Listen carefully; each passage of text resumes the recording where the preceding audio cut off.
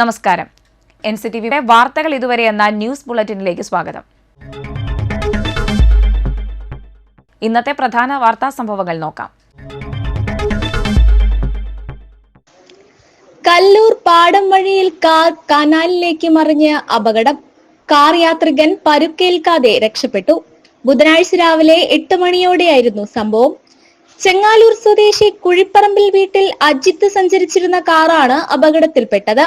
തമിഴ്നാട്ടിൽ നിന്നും മടങ്ങി വരുന്നതിനിടെയാണ് കല്ലൂർ പാടം വഴിയിൽ വെച്ച് വാഹനം നിയന്ത്രണം വിട്ട കനാലിലേക്ക് മറിഞ്ഞത്. നാട്ടുകാർ ചേർന്ന് രക്ഷാപ്രവർത്തനം നടത്തിയാണ് അജിത്തിനെ പുറത്തെത്തിച്ചത്.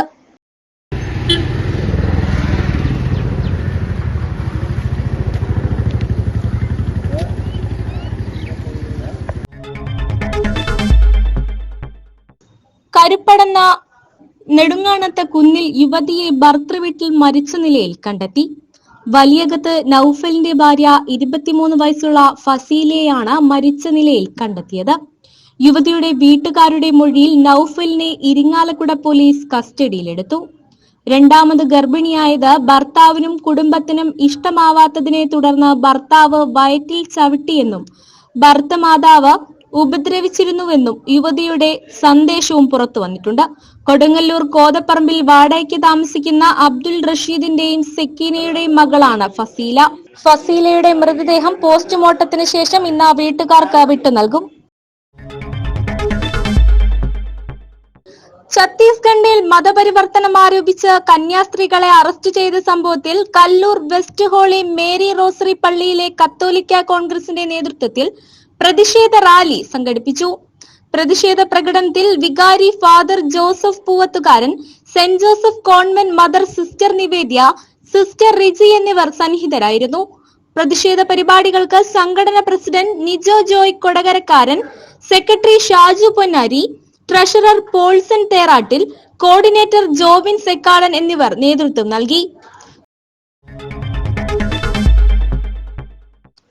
മതപരിവർത്തനം ആരോപിച്ച ഛത്തീസ്ഗഡ് പോലീസ് അറസ്റ്റ് ചെയ്ത 2 മലയാളി കന്യാസ്ത്രീകളെ മോചിപ്പിക്കണമെന്നാവശ്യപ്പെട്ടുകൊണ്ട് കേരള കോൺഗ്രസിന്റെ ആഭിമുഖ്യത്തിൽ പുതുക്കാട് ജംഗ്ഷനിൽ സായാഹ്ന ധർണ നടത്തി. Dharna party vice chairman MP Poly ഉദ്ഘാടനം ചെയ്തു. നിയോജക മണ്ഡലം പ്രസിഡന്റ് അധ്യക്ഷത വഹിച്ചു.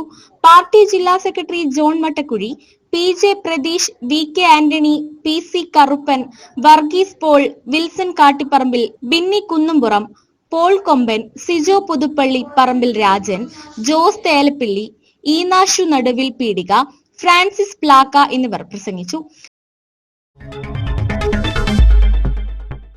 മാൾട്ടയിലേക്ക് വർക്കിംഗ് വിസ സംഘടിപ്പിച്ച നൽകാമെന്ന് പറഞ്ഞ ലക്ഷങ്ങൾ തട്ടിയ ദമ്പതികൾ അറസ്റ്റിൽ. കൊച്ചി കളമശ്ശേരി സ്വദേശികളായ പ്രയാഗ വീട്ടിൽ 40 വയസ്സുള്ള വിമൽ, ഭാര്യ 35 വയസ്സുള്ള രേഷ്മ എന്നിവർ കൊച്ചിയിൽ നിന്നാണ് പിടിയിലായത്. തൃശൂർ റൂറൽ ജില്ലാ പോലീസ് മേധാവി B കൃഷ്ണകുമാറിന്റെ നേതൃത്വത്തിലുള്ള അന്വേഷണ സംഘമാണ് പ്രതികളെ പിടികൂടിയത്. ഏങ്ങണ്ടിയൂർ പൊക്കുളങ്ങര സ്വദേശിനിയായ യുവതിയിൽ നിന്ന് മാൾട്ടയിലേക്ക് വർക്കിംഗ് വിസ ശരിയാക്കി കൊടുക്കാമെന്ന് പറഞ്ഞ് വിശ്വസിപ്പിച്ച 2 തവണയായി 5.5 ലക്ഷം രൂപ ഇവർ വാങ്ങിയിരുന്നു. എന്നാൽ വിസ ശരിയാക്കി നൽകുകയോ വാങ്ങിയ പണവും തിരികെ നൽകിയില്ലെന്നാണ് പരാതി. Vadanappally police station inspector NB Shaiju, SI Sanan N Pradeep, SCPO Jinesh, CPO Sumi, Amalraj എന്നിവരും അന്വേഷണ സംഘത്തിലുണ്ടായിരുന്നു. കാലാവസ്ഥ.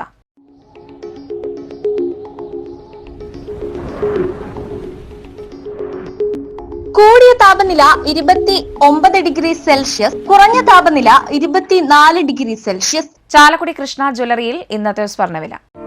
സ്വർണ്ണവില നിങ്ങൾക്കായി സമർപ്പിക്കുന്നത് അപ്പസ്വർണം ആഡംബരവുമാണ്, സമ്പാദ്യവുമാണ്. സ്വർണം കയ്യിലുണ്ടേ അതൊരു ധൈര്യവുമാണ്.